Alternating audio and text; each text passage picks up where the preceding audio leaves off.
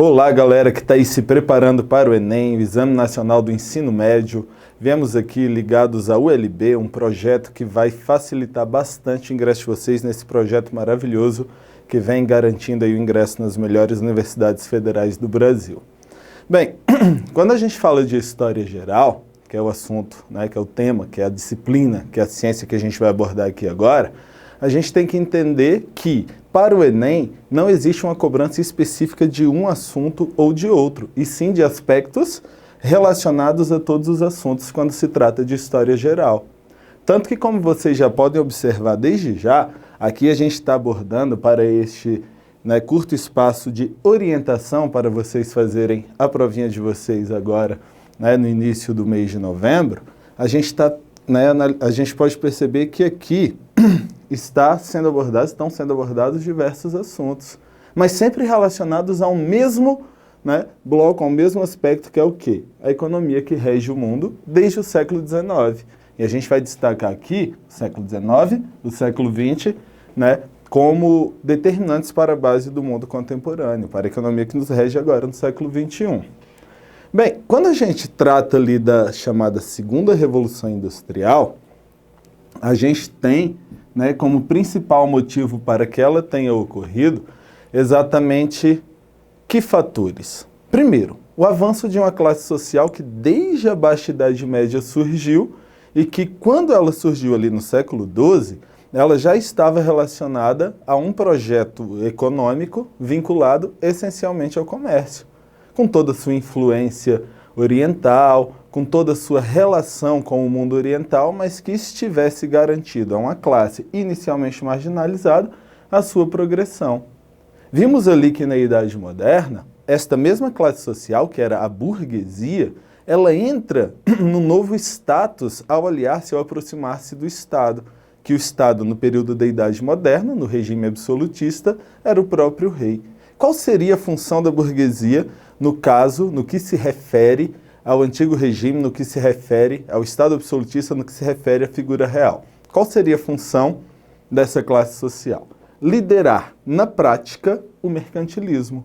O que seria o mercantilismo? Quais seriam os princípios dessa atividade econômica que marcou essencialmente o antigo regime? Para quem não se lembra, vamos lá. Havia o metalismo, que era o enriquecimento do Estado a partir do acúmulo de metais preciosos. Havia o protecionismo, que era o incentivo ao consumo de produtos provenientes do próprio Estado, seja ele Portugal, seja ele Espanha, seja ele um pouco mais tarde a Inglaterra e a França, tá? E que não estivesse havendo a disposição de metais preciosos, que era o sinônimo dessa riqueza, de acordo com o princípio do metalismo, a outros estados que não fosse o próprio de quem consumia aqueles produtos.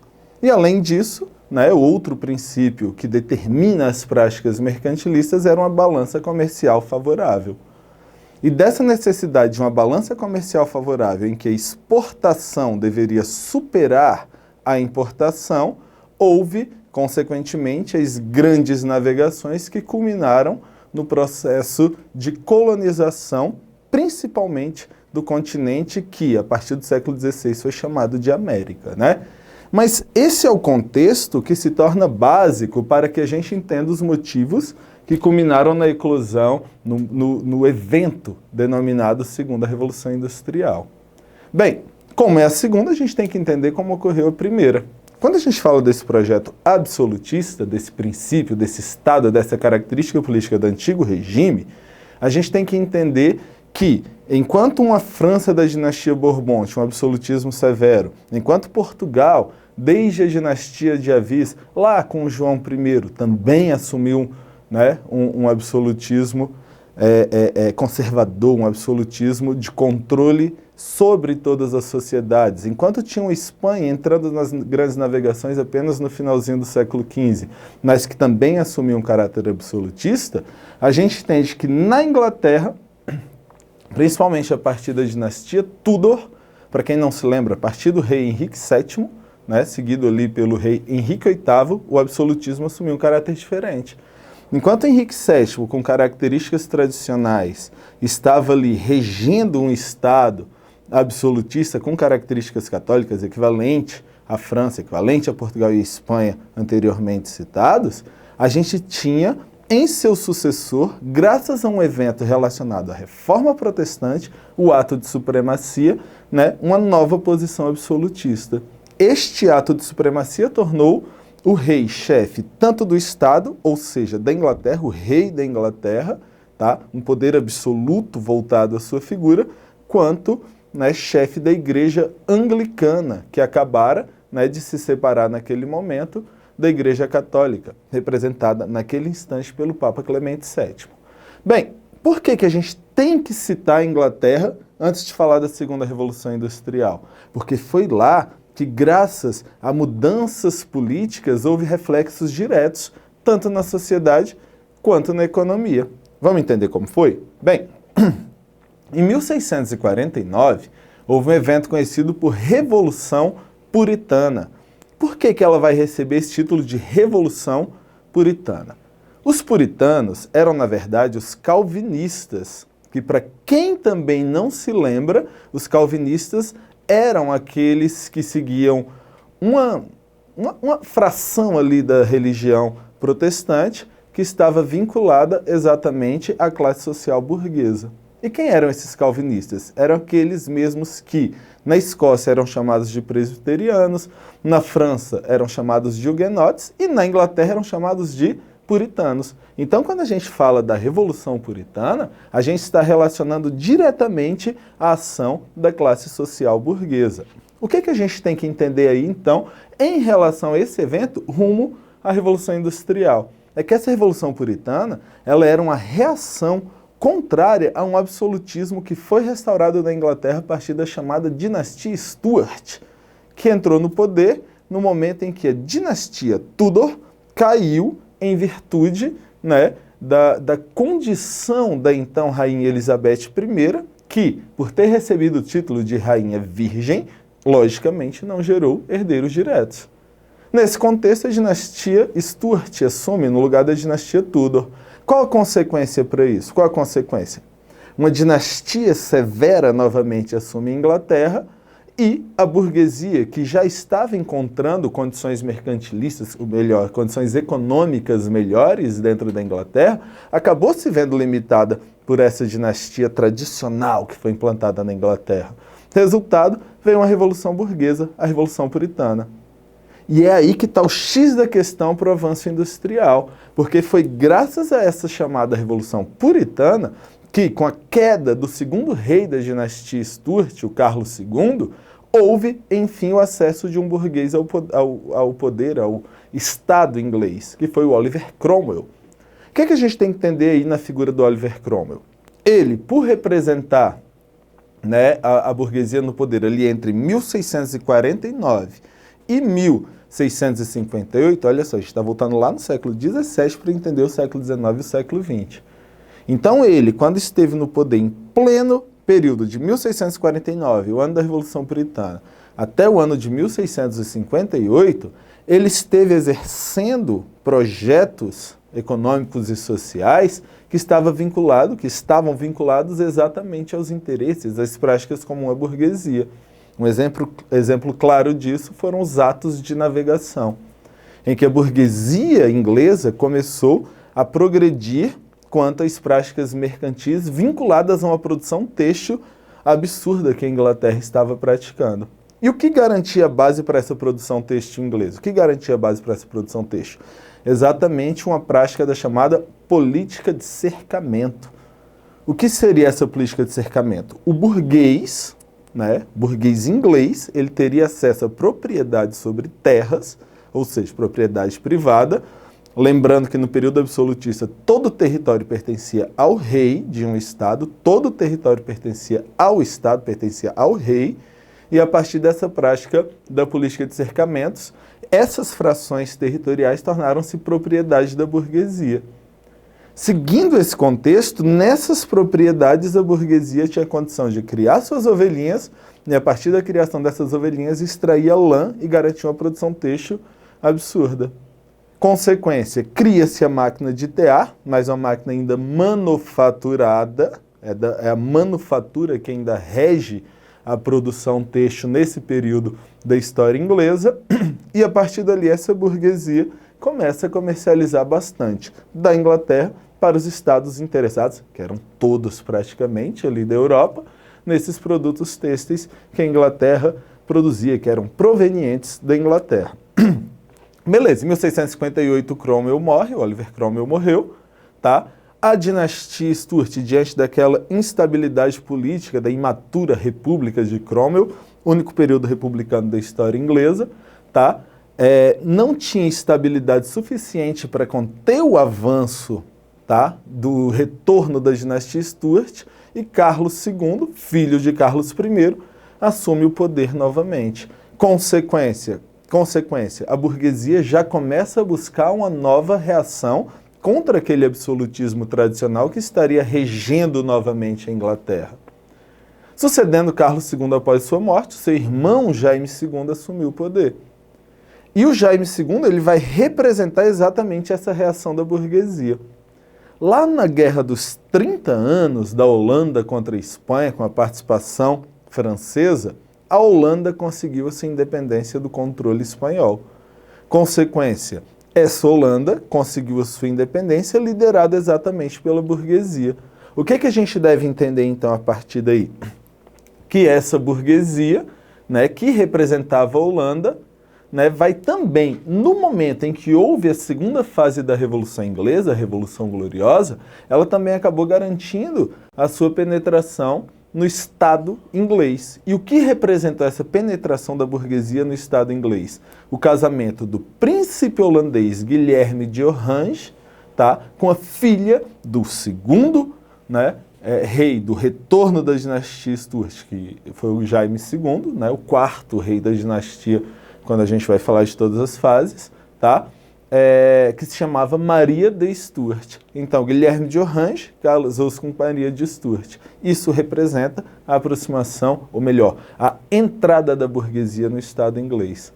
O que é interessante a gente saber a partir daí, que em 1689, tá, houve a chamada Bill of Rights, a Declaração dos Direitos, que garantiu uma nova estrutura política em Inglaterra. O que rolava a partir dali? A gente tinha, a partir de então, uma burguesia compondo o parlamento inglês que estaria disposto a limitar a ação, tá, do rei. O poder real passou a ser limitado pelo parlamento.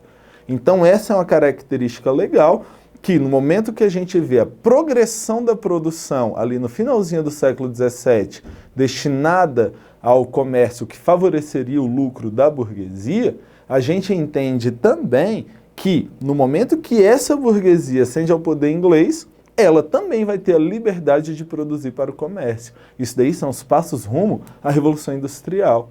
Primeira Revolução Industrial que ocorreu em 1750, meados do século XVIII, tá? Com interesse claro, com interesse evidente de quê? De garantir o progresso da produção destinado ao progresso do lucro. Produzir mais para vender mais, para lucrar mais. Aí vem a Revolução Industrial. Da manufatura têxtil à maquinofatura têxtil. E a produção inglesa ganha força. E aí tem todo o contexto relacionado.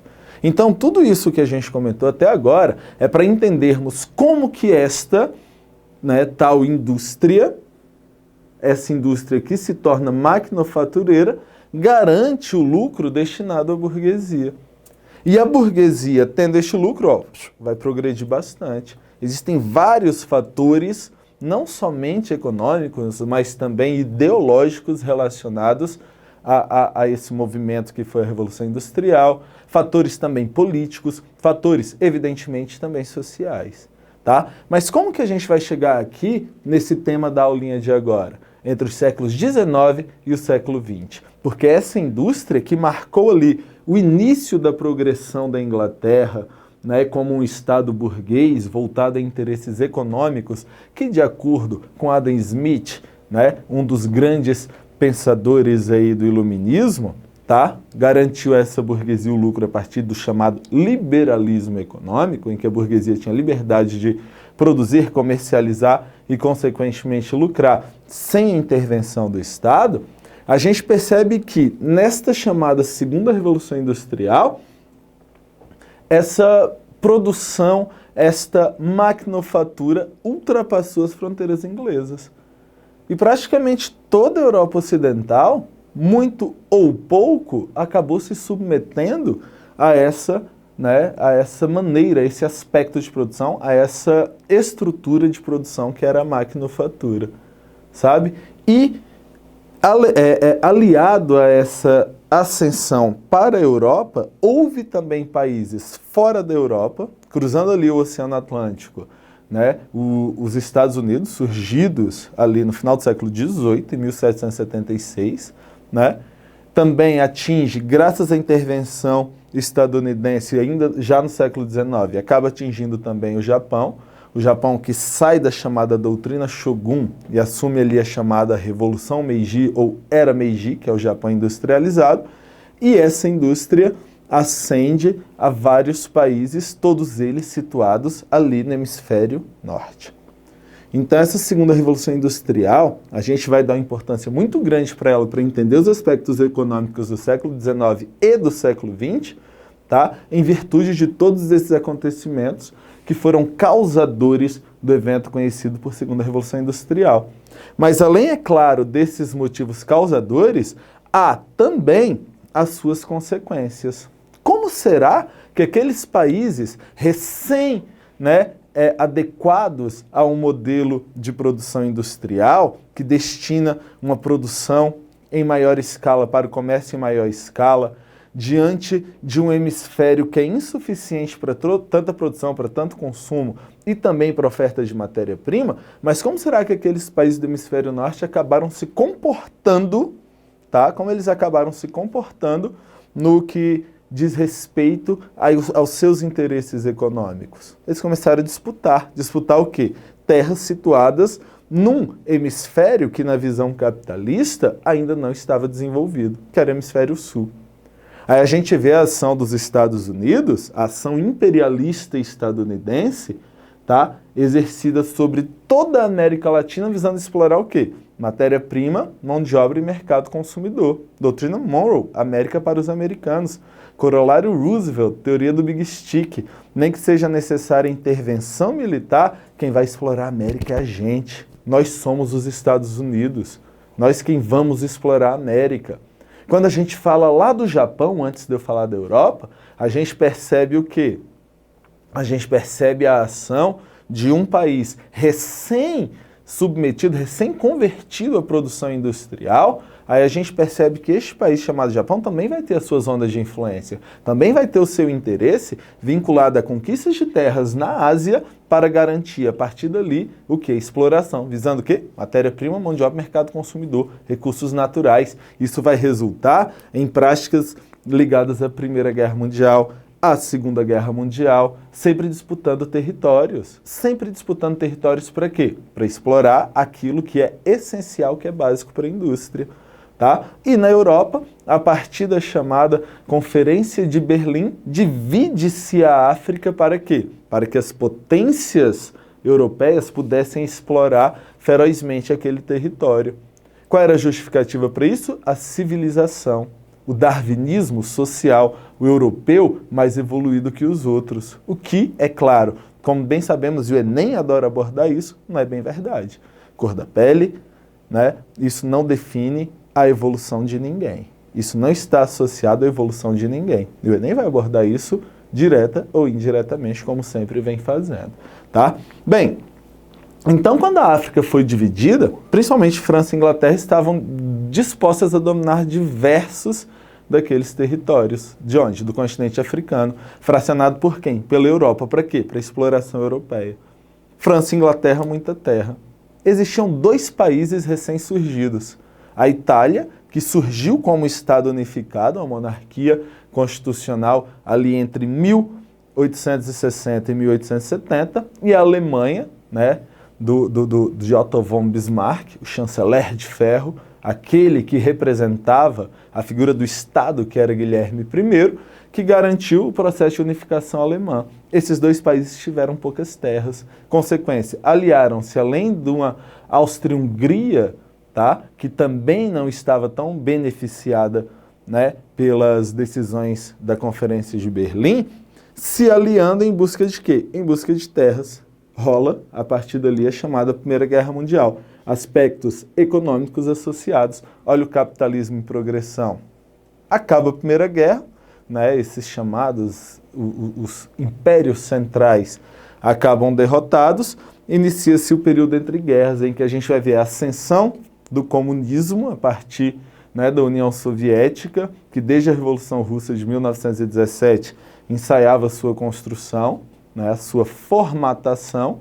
Em 1924 iniciou-se ali o stalinismo e a disputa de uma progressão do comunismo com uma oscilação do capitalismo na chamada crise de 1929, a Grande Depressão, né, associada ao craque da Bolsa de Valores de Nova York, acabaram sendo básicos para quê? Para que se erguessem regimes totalitários, o nazismo e o fascismo, nos países do eixo se aliassem e os interesses econômicos vinculados à Segunda Revolução Industrial fossem acendidos novamente.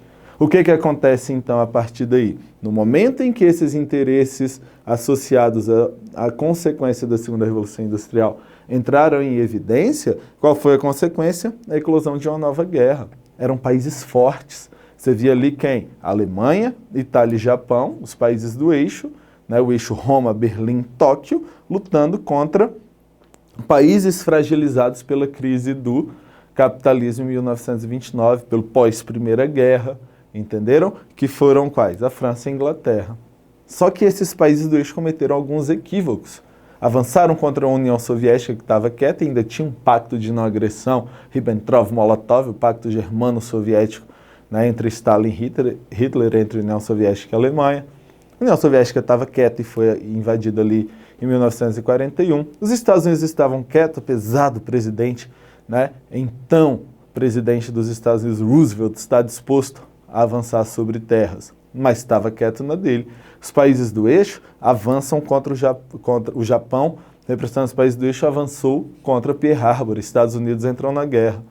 Hitler avança sobre a União Soviética. Ambos os países do eixo derrotados. Consequência, né, os aspectos econômicos que vincularam a princípios imperialistas que culminaram na eclosão de duas guerras, mais uma vez coincidiram com a derrota do protagonismo alemão. Daí vem o pós-guerra, em que a gente percebe uma União Soviética fortalecida, né, principalmente a partir da Conferência de Yalta, com o Oriente todo destinado aos seus interesses. A gente vê os Estados Unidos fortalecidos também na Conferência de Yalta, vinculado, né, ao controle da influência sobre o Ocidente. Isso dá início à chamada Guerra Fria, que em seu final, né, quando houve o final da Guerra Fria, que está associado, claro, ao final da União Soviética, a gente vê um mundo bipolar, Estados Unidos capitalista, União Soviética comunista, tornando-se um mundo multipolar.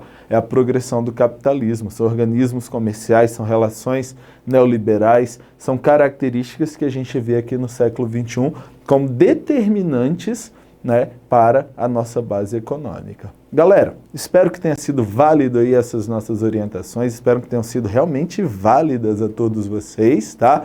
Espero que vocês mandem ver na prova do Enem aí. Valeu, professor Eric Surjan, de História, estamos aí. Um abraço.